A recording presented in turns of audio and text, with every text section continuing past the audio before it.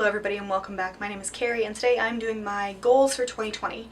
I'm going to combine the goals videos I did from last year into just one big goals video. So today I'm going to be talking about a couple of general goals and then some specific books. Now, we're going to start with the specific books. Last year, it didn't go well. I had 10 specific books that I wanted to read, and out of those, I read precisely 2. So this year, I'm just going to mention a couple of series that I really want to get to, or specific books, because nonfiction books, which I also want to read, don't come in series traditionally. The first one is I want to reread the Harry Potter series. I have 3 sets, and I read them in 2018 via audiobook, which I loved, but I do want to reread them in physical copy, and it seems like the right time to do that. So sometime in 2020 I would like to reread Harry Potter. The second one is the Descendants series by Melissa de la Cruz. I adore the Disney Channel original movies, Descendants 1 through 3. I love them so much. They are so corny and so good, and they are just my heart. But I have not read the books yet. So at some point this year I would like to sit down and just read all 4 of them, because it's always fun to see what's changed between them, and also just to go back into the world. This series and the movies are based on the lives of 4 kids of villains: Cruella de Vil, Jafar, Maleficent, and Evil Queen. There we go. Evil Queen. And there's an island where all of the villains and their kids have been put, where there's no magic, and then across essentially a channel of water there is Auradon, which is where all the good people live, and the new king has decided he wants to give the kids of villains a chance, and so he brings the kids of those 4 villains over to Auradon to start a new life, basically. Like I said, I really love the movies, so I'm excited to see what the books bring. Number 3 is The Hills Have Spies by Mercedes Lackey. To be clear, this is just one of the books of hers I want to read. I want to catch up on my Mercedes Lackey. She has been publishing books, and I think it's been 2 years since I've read one of her books. And I honestly can't explain why, it just has been. And I miss her. So I would like to catch up on my Mercedes Lackey this year. This just happens to be the first in one of the series that I've really been anticipating.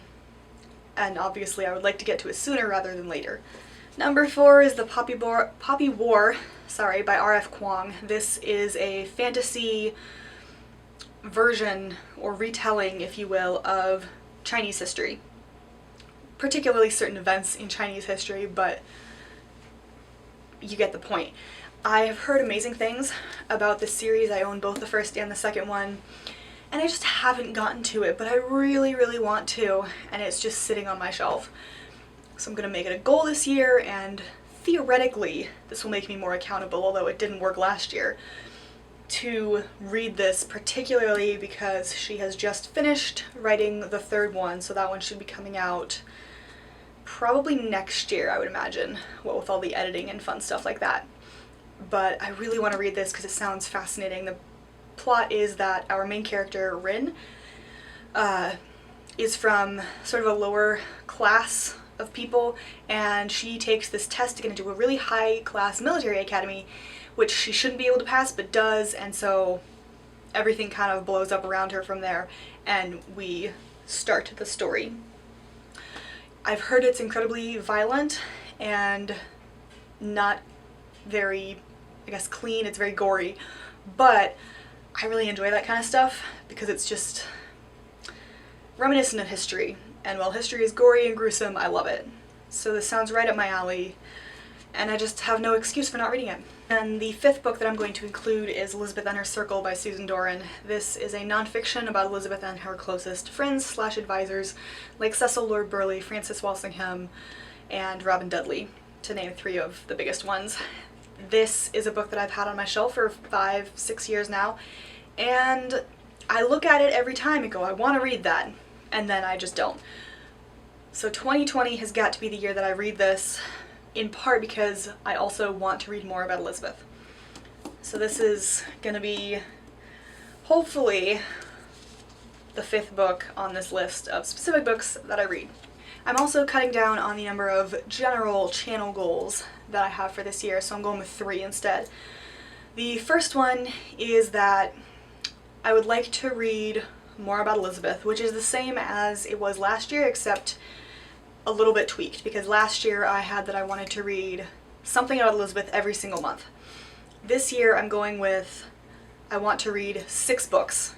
Whether they be historical fiction or nonfiction, I want to read 6 books set in Elizabethan England. Like I said, I don't care if they're fiction or not, but I want to read 6 books. That gives me some wiggle room. I can read 2 in a month or whatever. And obviously it's just a minimum, so I can read 15 if I want to, but I would like to read at least 6. Goal number 2 is I would like to stop buying so many books. As you may have noticed, last year my book collection just exploded exponentially because I lost my mind. It seemed like every month, and I have got to get some self-control. So I have decided that I am going to drastically cut back on my book buying. I can't go on a straight up book buying ban because every time I try that I end up buying more than I would if I weren't on a ban. However, I know that about myself, therefore I am simply going to say that I cannot pre-order any more books, and I'm going to set a specific monetary limit for myself, which means that I will buy more used books, which is not a bad thing, since sometimes you find some of the best things there. But fingers crossed that that will help me to start cutting back on my physical TBR and sort of catching up, because I have so many unread books.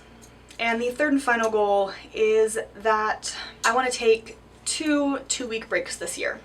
Last year I just sort of went off the grid for about 3 weeks in July, and I went off the grid for about a week and a half, sometime in I think late August or September, sometime in the fall anyway, I don't remember exactly when, because I just sort of didn't feel motivated to make videos.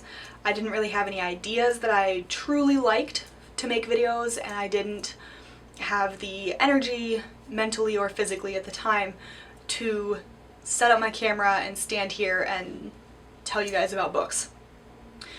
So instead, this year I would like to take a 2-week break, and this might mean that I pre-film videos for 2 weeks if I have the motivation and the energy, but if I don't, I will let you guys know. I will keep you up to date rather than just disappearing this year. I apologize about that.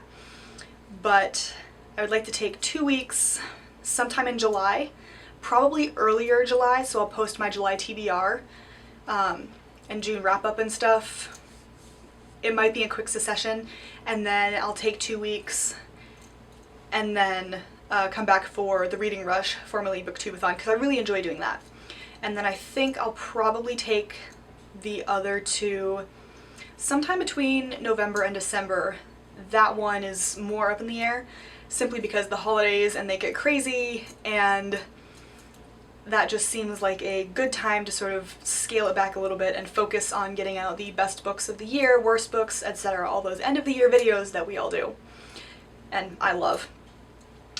Those are my general and specific book reading goals for this year. Like I said, I scaled it back a little bit because I have this tendency to be extremely overambitious, and then by the end of the year I'm just completely screwed. Therefore, I'm hoping, fingers crossed, right, that this makes me more accountable and that this year, as far as my reading goals, it goes better. That's all I have though, and I will see you in my next video. Bye!